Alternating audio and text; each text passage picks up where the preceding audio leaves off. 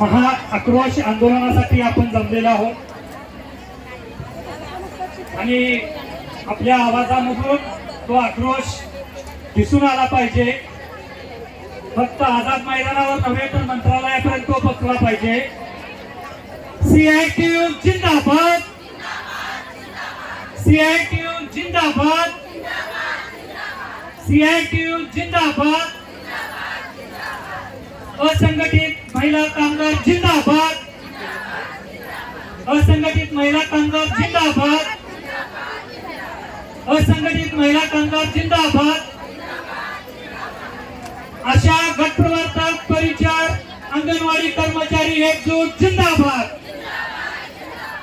आशा गटप्रवर्तक परिचार अंगणवाडी कर्मचारी शालेय पोषण आहार कर्मचारी एकजूट जिंदाबाद, आशा गटप्रवर्तक शालेय पोषण आहार कर्मचारी परिचार अंगणवाडी कर्मचारी एकजूट जिंदाबाद। महाराष्ट्रातील विविध भागातील आशा गटप्रवर्तक, अर्धवेळ स्त्री परिचार, शालेय पोषण आहार कर्मचारी आणि अंगणवाडी कर्मचारी या ठिकाणी मोठ्या संख्येने उपस्थित आहेत। त्या सर्वांचं सीआयटीयूच्या वतीनं हार्दिक स्वागत। आजच्या या महाआक्रोश आंदोलनाला मुंबई विद्यापीठ प्राध्यापक संघटना बुक्तो आणि महाराष्ट्र प्राध्यापक महासंघ एम फुक्तो यांच्या वतीनं मी या दोन्ही संघटनांचा कार्यकारी मंडळ सदस्य म्हणून जाहीर पाठिंबा व्यक्त करत आहे। या ठिकाणी उपस्थित कॉम्रेड्स, विचार मंचावरील राज्यस्तराचे नेते कॉम्रेड्स,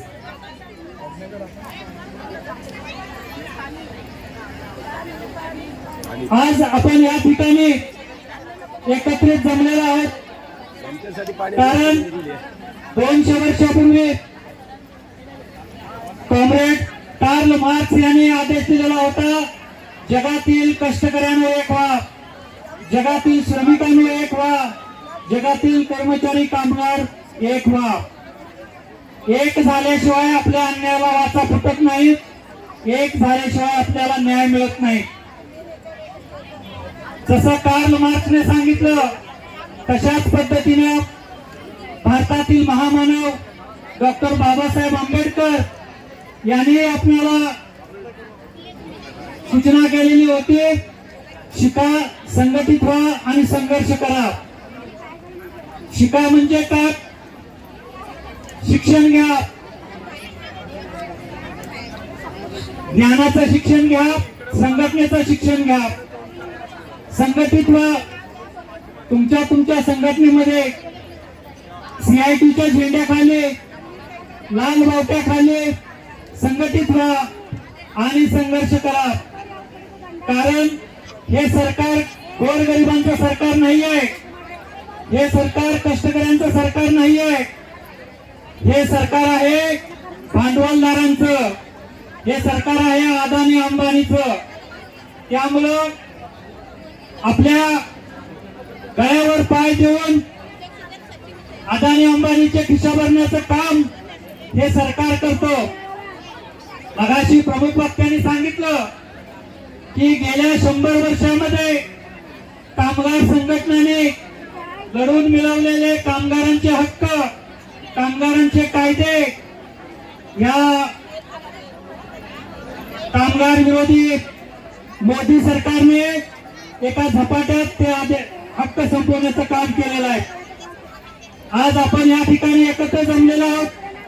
आपल्या वैयक्तिक मागण्याबरोबरच आपली सामूहिक मागणी सुद्धा या ठिकाणी आपण सरकारकडे मांडत आहोत।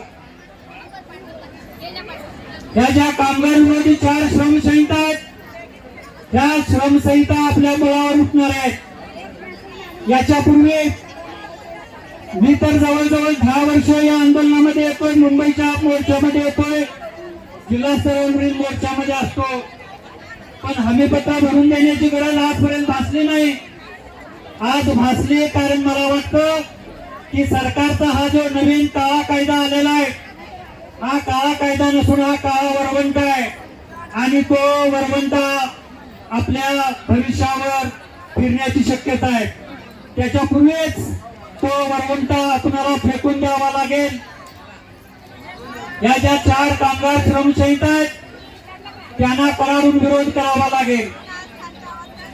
आपल्याला माहिती आहे गेल्या वर्षी या सरकारने असाच आणखी एक कायदा आणला की ज्या कायद्याद्वारे कर्म कष्टकरी श्रमिक जनतेला मार्गदर्शन करणाऱ्या ज्या संघटना आहेत, जनचळवळी आहेत,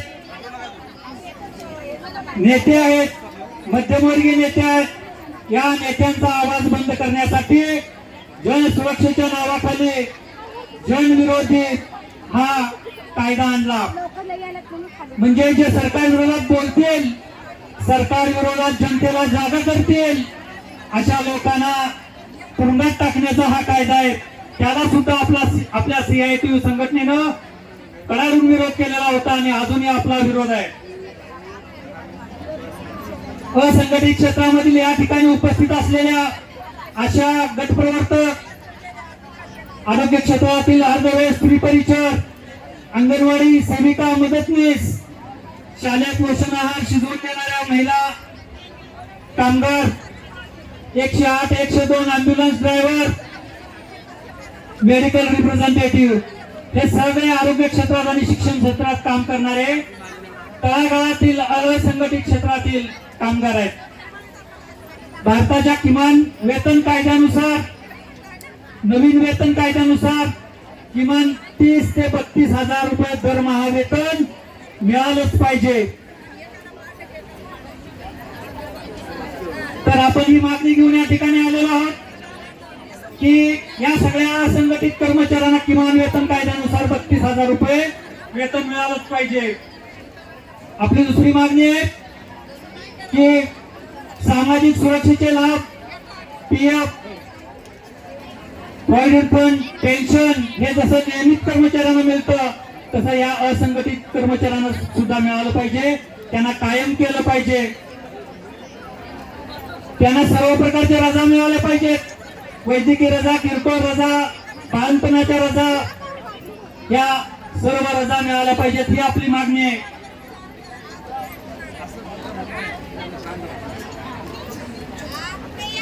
मी फक्त 1 मिनिटाचा या ठिकाणी समारोप करतोय. मला बोलायचं होतं, हे सरकार जसं आजच्या या पिढीचं शोषण करतंय, तुम्हा आम्हा सर्वांचं शोषण करतंय, त्याच पद्धतीनं भविष्य काळात आपल्या मुलाबाळांचं, आपल्या तरुण तरुणींचं शोषण सुद्धा करण्याचा अजेंडा या सरकारनं राबवलेला आहे. गेल्या 2 वर्षापासून नवीन राष्ट्रीय शैक्षणिक धोरण अंमलात आणलेलं आहे आणि ह्या चुकीच्या धोरणामुळं, जनविरोधी धोरणामुळं आपल्या गोरगरिबांची मुलं यापुढे उच्च शिक्षण घेऊ शकणार नाहीत, महाविद्यालयीन शिक्षण घेऊ शकणार नाहीत. ती शिक्षणातून बाहेर टाकली जातील आणि अप्रत्यक्ष पुन्हा एकदा शैक्षणिक विषमता, नवे मनुस्मृतीची ज्ञानबंदी येण्याची शक्यता निर्माण झालेली आहे. तर याचा सुद्धा आपण अभ्यास केला पाहिजे आणि अशा या शिक्षणातील चुकीच्या ध्येयधोरणांना विरोध केला पाहिजे. आपल्या भावी पिढीला उच्च शिक्षण मिळालं पाहिजे, यासाठी आपण एकत्रित लढलं पाहिजे. अशा गटप्रवर्तक, परिचर, अंगणवाडी कर्मचारी या सर्वांना शासकीय सेवेत कायम करा. अशा अंगणवाडी कर्मचारी, गटप्रवर्तक, स्त्री परिचर, शालेय पोषण आहार या सर्व कर्मचाऱ्यांना सेवेत कायम केलेच पाहिजे. सर्वांना किमान वेतन 32 हजार रुपये मिळालेच पाहिजे.